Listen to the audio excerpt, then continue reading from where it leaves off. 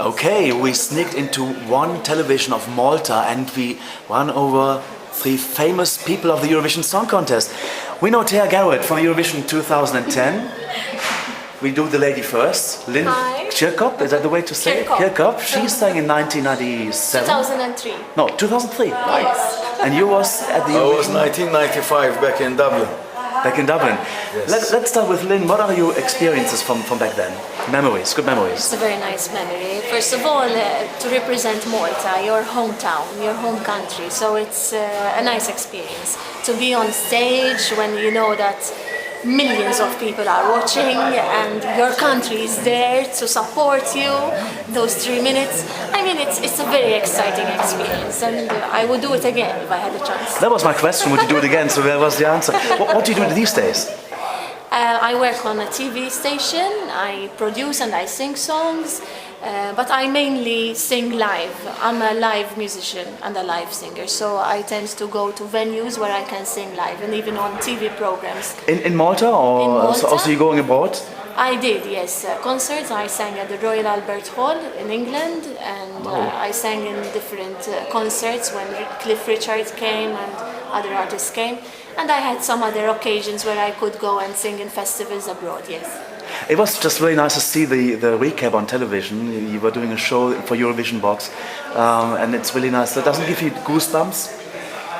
Actually, if I had the chance to do it again, I would change a lot of things. It does, obviously. It's a nice experience and I look back with a nice smile on my face. But I would change a lot of things I'm a very self-critic, so when I look at myself, I would like to change a lot of things of that performance. Talking about changes, now we go to Mike Spiteri. Hello, nice to meet you. Mike, what is your experience from back when you were singing in '95?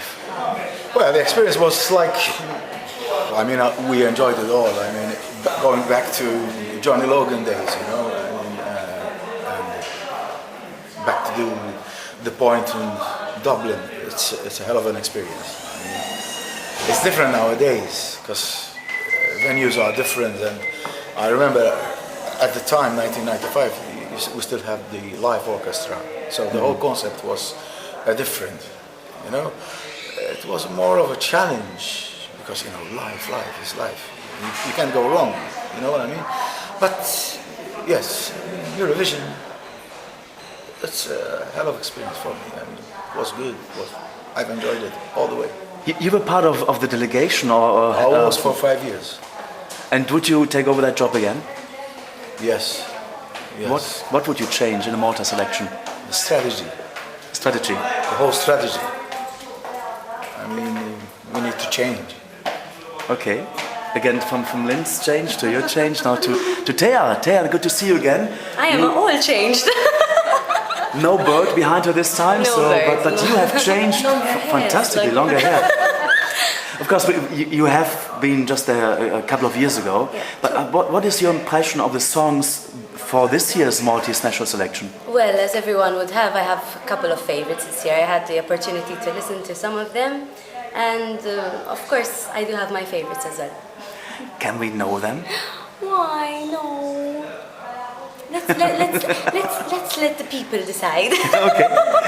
Well, something what actually you told me what you did is you collect souvenirs from Eurovision Song Contest. Yes. So what is the special one you have? Well, of course, Eurovision was one of the best times of my life. So I tried to pick out a lot of souvenirs to keep. And one of them, you used to give me the packet of waffles, and I kept one waffle and I framed it. It was very nice of you, and obviously, and of course, the year after when you came back to Malta, you got me another packet, but I kept one from Oslo, so it's there framed. I'll put it up on Facebook. So that's your Eurovision memory. For Mike, what is souvenir did you bring from Dublin? Oh, I have a lot of souvenirs. Of course. Even from a lot of festivals. I mean, I remember when we were in Ukraine with Chiara. They used to have jackets and everything. I have, in fact, there's a good guy. I don't know if you know him, Nacious. Yes. I said, Nacious, come and take all these souvenirs because, you know, they're ruining all my room. Because I have a lot. I still got something from. We were in Sweden, in Finland. I have a small Father Christmas like this. It was yes. yes. What do you do these days? I'm still singing. I'm a professional singer. I mean, that's my bread and butter. Yes, it's been like this last 41 years. Wow. What can I do? Shall I go Sing. work? And for Lynn, we know that you've been on the on television. You're doing more things produced. But what is your souvenir you took with My you? souvenir is quite a long-lasting souvenir. It's my child. Yes, 9 months after the Eurovision, I had a baby. It's a Eurovision baby made in Riga. That's a fantastic story. It's a secret, but I just revealed a secret. For you, have you heard this year's Malta entries or the 24 songs? I didn't, because what I like to do is watch the final night or the semi-final and get a real feeling of what they have on stage, what they're living on stage. So I don't want to listen to songs before and preset my mind to a particular performance or a particular singer. So I'd like to listen to the songs on the night and get the feel what the people are feeling as well. Now, as a previous singer to Eurovision, do you have any favorite Maltese entrant apart from Thea and from Mike? They're all my favorites. All your favorites? They're all representatives. They'll be my favorites forever. Okay, and for you, Mike? I always believe in those 3 minutes. I believe very much in songwriting. It works over there. The 3 minutes are very crucial. I don't know if you remember. Once again, I said Lordi. I mean, everybody was watching Lordi, and Lordi in Eurovision, so, and they made it, and the whole atmosphere went. They elevated the place, I mean, it depends. Like last year, it was a different concept. It's those. I believe in those 3 transmission magic minutes. I mean, it's those 3 minutes I believe in. Which of the songs for the Malta finals or semi-final do you think has the best potential to go and represent Malta at the Eurovision? There's a couple of songs. I mean, there are half of them very good songs. I believe there are a couple, and there's a particular song that I think can make it to the Eurovision this year. I don't know if it's J-Envil. I don't know if it's J-Envil. You don't know, or you know? I don't know. Okay. Depends on the night. And Thea, what do you think? Which one could make it best? You have been there, so what do you think is the best song out of the 24? I don't like this question a lot. You can say a few. So if you think there's a.